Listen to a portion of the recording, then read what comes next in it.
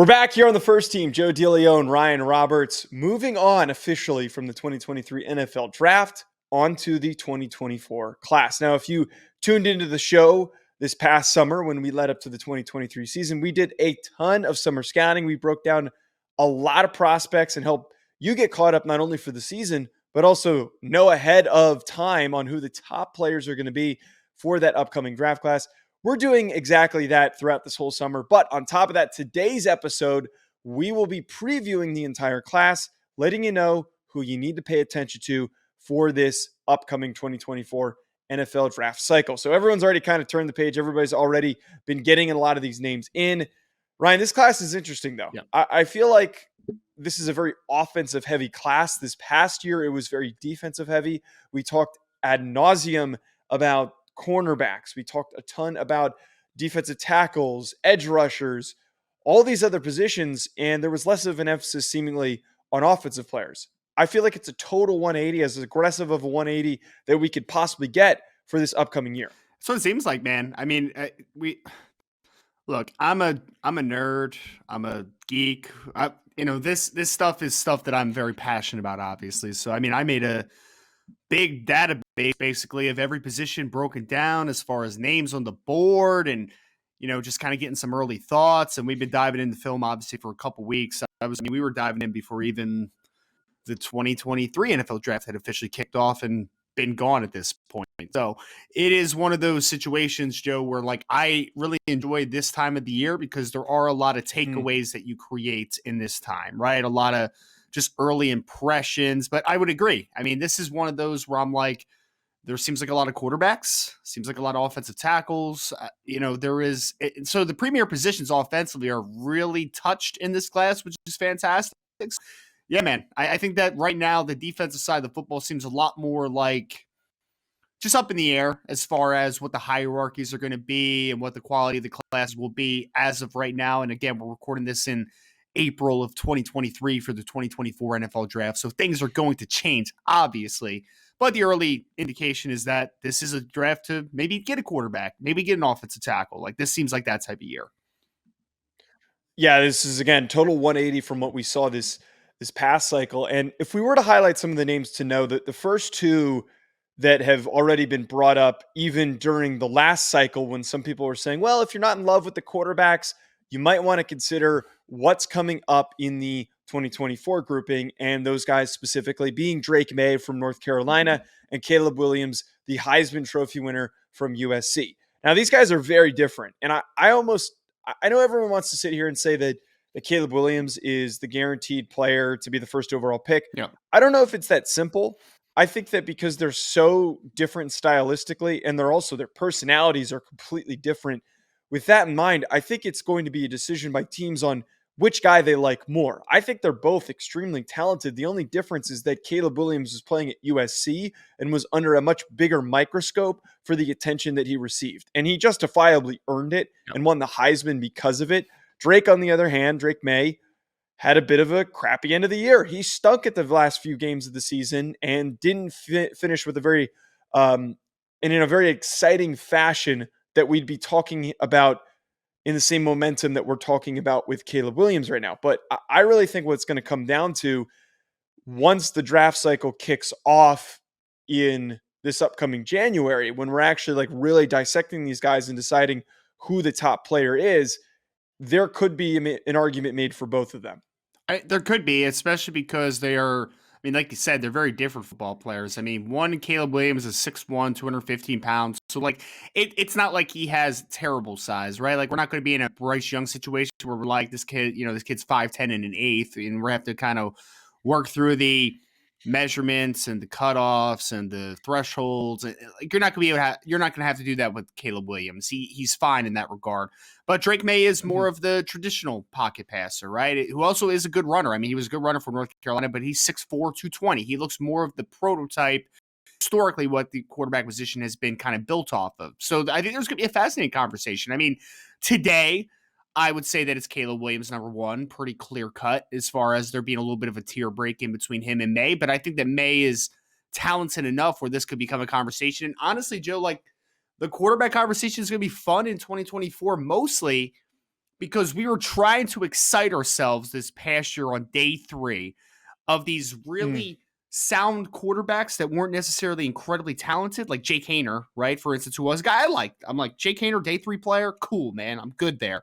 But then we saw Aiden O'Connell get drafted in the day 3. We saw Jared Hall get right. drafted. Like we saw this run of good talents at quarterback position, but not necessarily elite talents, right? 2024, I feel like we have a lot of guys with a lot more tools in theory right now. I mean, you're talking about Michael Penix Jr. out of Washington.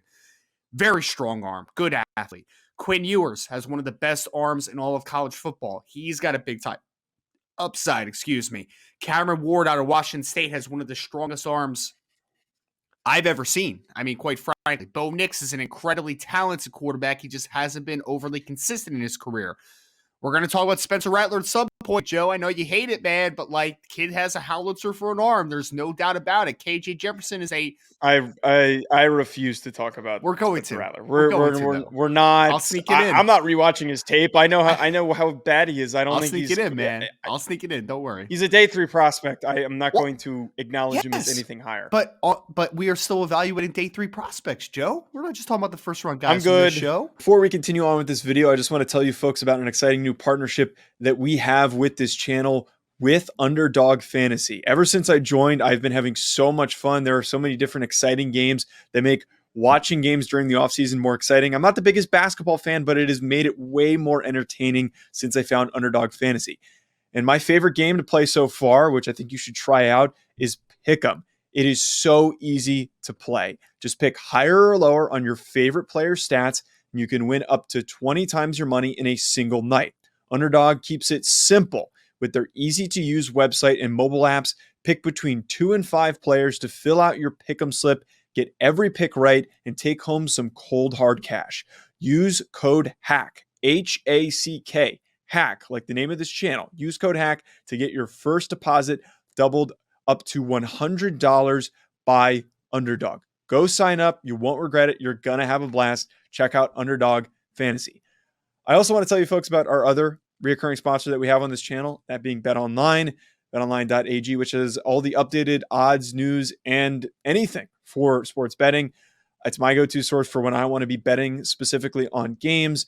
I love betting on college basketball or the NBA, especially, again, during the offseason. Always looking for more fun ways to be focused in on some of these other sports. It's betonline.ag and use promo code BELIEVE50. It's promo code BELIEVE50 to get 50% welcome bonus on your first deposit. BetOnline, where the game starts. KJ Jefferson is a 6'3", 240-plus pound kid with who is a good athlete and has a strong arm, although he's a very mechanical thrower. You have J.J. McCarthy, who's a very talented player out of Michigan, obviously. Jordan Travis out of Florida State's a really good athlete. Riley Leonard is a really talented kid out of Duke. Jeff Sims, the Reclamation Project, going over from Georgia Tech now to Nebraska. They can make it the best out of his game. And then, of course, everyone's going to talk about Joe Milton this year because everyone wants to see him the Josh Heupel offense, which, like, I totally get. I understand it. We'll see if he develops or not very soon here in the near future. But regardless, man, I just listed a lot of guys with a lot of tools, like a lot of big guys, a lot of strong arms, a lot of good athletes. After the top 2, there's a lot of question marks as far as what the pecking order is going to be and who develops and who doesn't. But, man, there's a lot of tools to get excited about in this quarterback class. Right. So that's one piece to this where you rattled off all those guys. And I feel like after we get past those top 2, it's similar to last year's class in that sense. But I think that the depth of talented guys that have the traits that could translate is far deeper than it was this past season.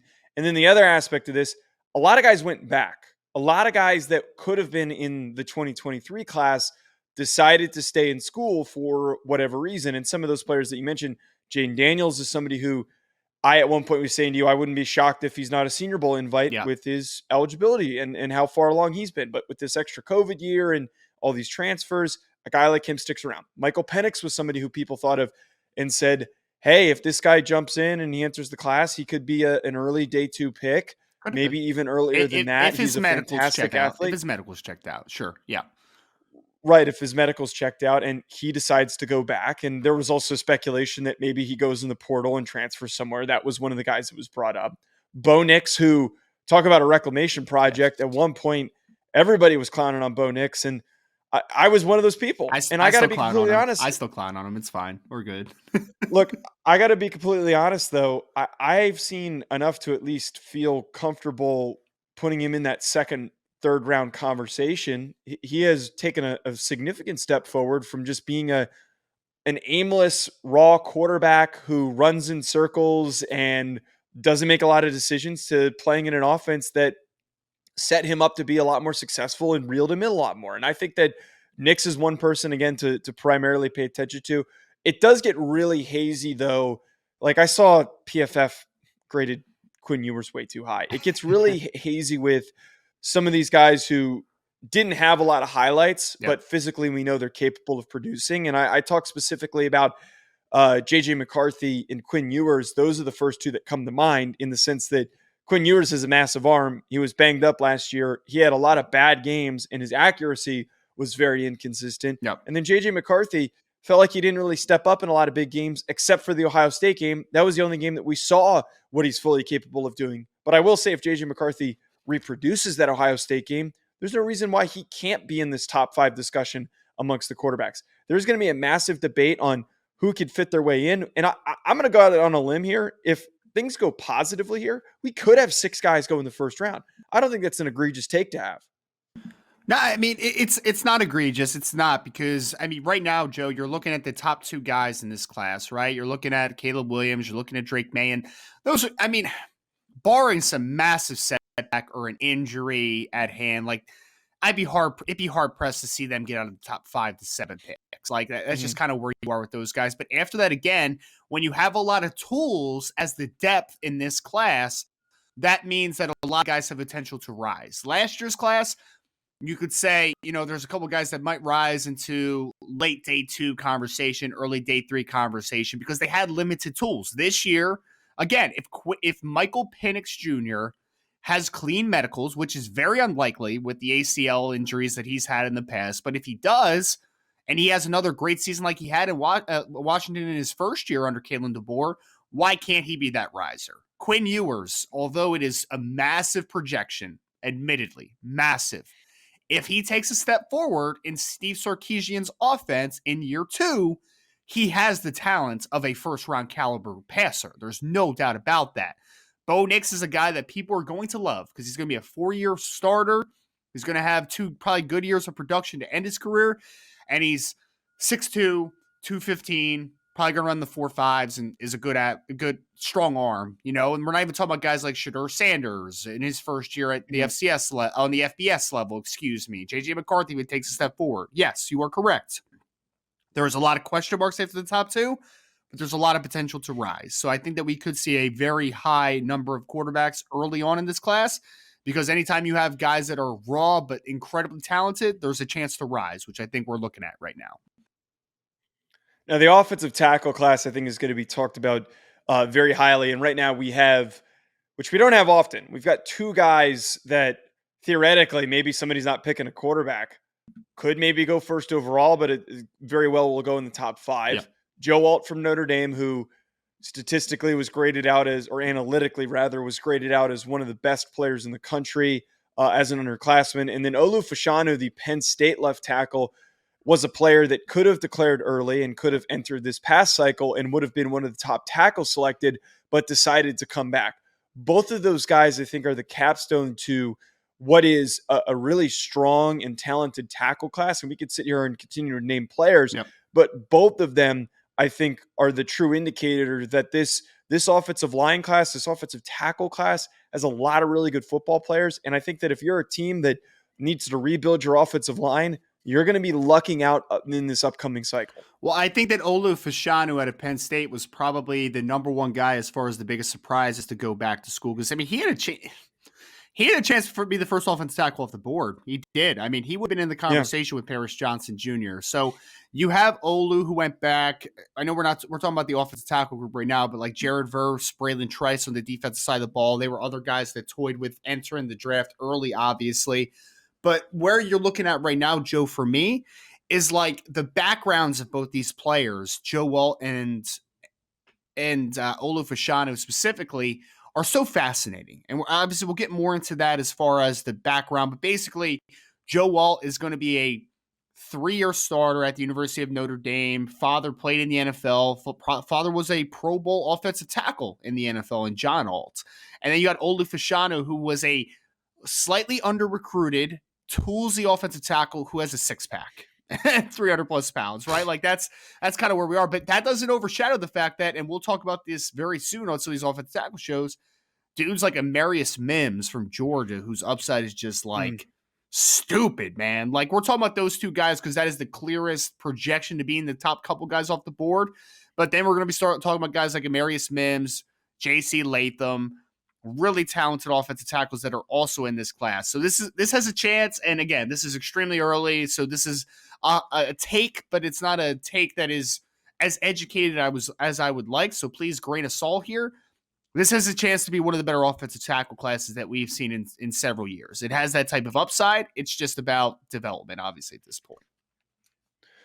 I'm trying to think back what would be the most recent talented grouping that we've had. Andrew Thomas, Jedrick Wills, Tristan Wirfs, Mekhi Becton. Yeah. That's a really good class. That was a really good class. Yeah, that's probably the only one that I think that really would maybe rival this one. But again, it's what makes this grouping really good. I feel like last class there was Paris Johnson was still a little bit of a project. Yes. Like wasn't went 6th fully overall. developed. And went 6th overall. Right. And he went 6th overall. And then Peter Skoronski, who we all talked really highly of, many people doubted if he could play tackle or not. And then Broderick Jones needed physical development, added more weight to his upper body. And then Darnell Wright, some people speculate, can he play left tackle? Is he going to play right tackle? Where I don't really see a lot of those same question marks. I see that I have a lot of confidence in Joe Alt and Fashanu for how freaking good they were. This isn't like we're sitting here saying, oh, they showed us some good things on film. We think that they might take the next step. Right. The guys that we're bringing up right now in this kind of grouping of names to know, these are all the top guys. These are the guys that last year were some of the best in the country and didn't show a lot of signs of weakness. And assuming they don't take a step backward, there's no reason why they can't just be as drafted as high as we're talking about right now. Well, I mean, the crazy part of it, you talk about Joe Alt for a second, right? And I know that we have a couple 30-year players on this list. I mean, we talked about, Drake Maye, Caleb Williams. I know we'll touch on Marvis Harrison Jr. and Brock Bowers at some point in this podcast as well. But these guys are all going to be juniors this year, so 30-year players. I mean, Joe Alt is 20 years old right now. So that's the fun part of this process, is that all these guys have another season to go. So clearly development is going to happen, or a lack of development is going to happen. Something is going to happen in that regard. But I think when you look at this class, man, you get excited this time of year because you're like, with another year, how good could that guy be? Because, Joe, before this past year, was anybody talking about Olu Fashanu? Like, did you know who Olu Fashanu was going into the season? I don't know. Not really anybody did at that point. Joe Alt was a guy that had started half a year for Notre Dame coming into this season. So every year we see this, guys rise to the forefront. And the fact of the matter is that Joe Alt and Olu Fashanu are still relatively inexperienced players. Joe Alt has started, 20 football games at this point? There's guys now that are coming out of college with like 50 starts under their belt with the COVID year. Like, it's just that insane. So these guys are all going to take a step forward because they're all young for the most part that we're talking about on this list, which makes it really exciting because you just think about the upside. I mentioned Amarius Mims from Georgia. Amarius Mims started like 2 football games last year because he rotated with Warren McClendon. But then you see him against Ohio State and you're like, oh, there's something there, I think. I think there's something there for a guy like Amarius Mims. So I think the upside of this class is what's really enticing so far because we're still talking about very young football players. Olu Fashanu's only started like 10 games in his Penn State career, which is why it's so exciting. Yeah. Now, the receiver class and the tight end class is fine. I think that there's some names to know there, but the ones that, there's a couple good football players, but the two that I want to bring to the table here that I think is going to be talked about a lot throughout this whole thing. Marvin Harrison Jr. from Ohio State, the wide receiver, obvious. The guy has been a monstrous player who I would argue his production this early on, this consistently, is more significant than what we got from the last grouping of you guys. Jackson Smith-Njigba, Chris Olave, Garrett Wilson. What he has done is almost a step further than that, which is crazy to say. And then Brock Bowers, who has historically been one of the most dominant tight ends in college football history, will also be in this conversation as an elite offensive weapon. Yeah. I wonder where Bowers is going to be used in the NFL. But the one thing that we do know is apparently linearly, he's supposed to have a stupid 40 time. Sure he Everybody will. talked about Dalton Kincaid, and I'm going to sit here and say that Brock Bowers is who you wanted Dalton Kincaid to be. And I think that Kincaid Bowers doesn't go in the top 15 like we kind of hoped with Michael Mayer, but he's still going to be a very highly drafted kid, assuming positional value isn't overthought. That's an interesting take, Joe. I think Brock Bowers is a foregone conclusion as a top 10 pick in 2024, man. I really do. Well, we said the same thing. I feel like we keep saying the same thing for certain position groups, and then it just doesn't materialize. That's where I'm kind of coming at with this. I get that, but I mean, Brock Bowers is what the NFL wants in a tight end right now. I mean, he's 6'4", 230-something pounds. And you're right. He's going to run the 4.4s like he is. He's that type of athlete. So I feel like people are going to value him heavy, just kind of because he is the style that now people want to see. And he's a rare athlete, and he really creates big plays, obviously, for Georgia. He is that seamer, but he has that ability to win in space, and the explosiveness, the stop-start stuff he has at his side is just absolutely nutty. And then I've seen this. I don't know if you've seen this, Joe, but if it was Dane Brugler or if it was somebody else, somebody that is very respected, though, for me, put out that they thought Marvin Harrison Jr. could be the best wide receiver prospect since Calvin Johnson. So, that's a pretty big take, man. I respect it, though. I respect it. I don't know if he's the same athlete, though. That's kind of I saw that. I think that's kind of that's an egregious statement to make. He's going to be 6'4", 210 plus, and he's going to run 4.48, right? Like something like that. It's still going to be very good, but no, he's not Calvin Johnson, who's 6'5", 230, running 4.35 at his size. That guy's also one of the best athletes we've ever seen in the history of the NFL, not just a wide receiver.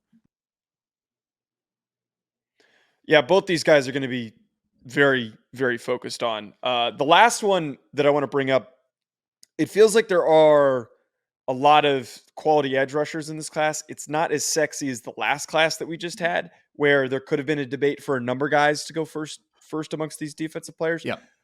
But Jared Verse, I think, stands out amongst the group. The former Albany transfer who is now at Florida State, had a very, very good year last year. And he was one of the most surprising returnees. He was somebody who I thought was going to declare, and I'm really stunned that he did not. He has every capability to be a dominant edge rusher in the NFL, and I would have honestly taken him ahead of Tyree Wilson and Lucas Van Ness. So if he had declared, kind of like Fashanu, would have been a top pick, decides to go back, I doubt that will impact negatively his draft stock. But regardless, Jared Verse is going to be really, really propped up throughout the cycle. Another one of these guys who in this category of, we're not just projecting based on seeing some highs. It's this guy was good enough to go early last cycle. Yeah. And if he was eligible or had decided to declare, he would have gone early, but he goes back and he's now just going to build on that momentum. Yeah, that was probably one of the weirdest guys to return. Because, I mean, honestly, I thought Jared Verse, because I think he's going to test exceptionally well. If you see that kid run, you're like, oh, he's a little bit different of an athlete. So I thought he was going to go top 10 to top 15. I thought he'd be the second edge off the board when it was all said and done after a Will Anderson. I think that he had that type of upside. He decides to go back. He's going to get a second year of production, obviously, at Florida State after transfer from me. My question for you, Joe, is before we hit on a couple of these more names is, can Albany claim Jared Verse anymore, or is he Florida State's all the way? No, you absolutely can. No, we can't. I think that especially for a small FCS program. It's just like Rhode Island can't claim AJ Cornelius anymore. Jelani Cornelius. We're absolutely gonna claim. Well, then why didn't any of those big schools recruit him in the first place? That's my counterpoint. That if you were discovered by a program, everyone develops at a different pace. Be claimed by that program. Everyone develops at a different pace, Joseph. Everyone develops at a different pace. But it's not just Jared Verse in this class, which is why it's going to be exciting. Dallas Turner from Alabama is a guy that I think is going to take a step forward now with Will Anderson, kind of taking his shadow with him. JT from Ohio State's a guy that is a really nice power-based rusher. I'm not going to try to pronounce his name yet because I don't know how to say it yet. And then there's guys like Braylon Trice, who was another guy that I thought may declare early out of the University of Washington, but at 6'4", 270 pounds, I think he has a lot of upside, man. Really strong hands, Laiate Latu, who is a defensive end, outside linebacker from UCLA, who was also a Washington guy originally. Apparently has terrible medicals, but my guy was fantastic last year at 665 pounds. So again, a lot of tools in this class, man. I think how we're talking about this class now is going to be a lot different when we're talking about this class leading up to next April, because I think there's a lot of raw talent in this group that is going to rise to the forefront. Yeah, a lot of names to pay attention to for the 2024 class. And again, we're going to spend the whole summer breaking these guys down. We're going to do our short scouting report episodes as we did them during the last cycle. So folks, don't miss out on that. We'll be back with more. Enjoy the rest of your week.